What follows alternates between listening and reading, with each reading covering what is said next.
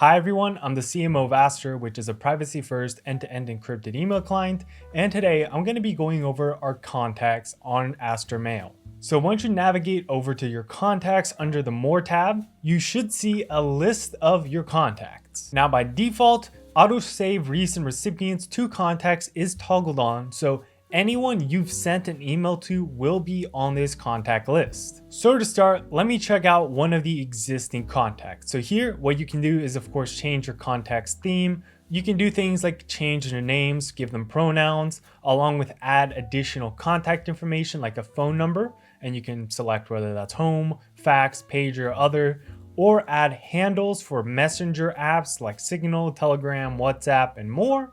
And down here, you can also give them a role if they work at a certain company and you want to have that noted under their account, along with things like birthday, important dates to remember, related people, addresses, their own websites, social networks, and just general notes. Scrolling back up on this particular contact, you can also directly start composing an email by just clicking send email, and then it'll open a compose window with that email address. And you also do have a history, and this will show you all the send and received emails between you and this contact. Additionally, you can also of course favorite a contact, but let's say you have not sent any emails to this person, but you want to go ahead and add them as a contact. All you got to do is click on this plus icon, and then you can once again fill out their information like usual with all the same fields that you can fill out and just save. And there you go.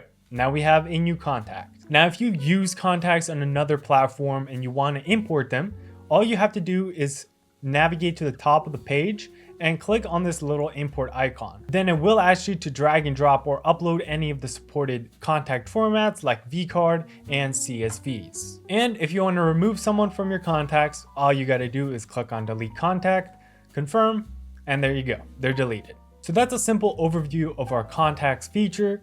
If you have any questions, leave them down in the comments, or feel free to join our Discord community, also in the link in the description, and ask away there.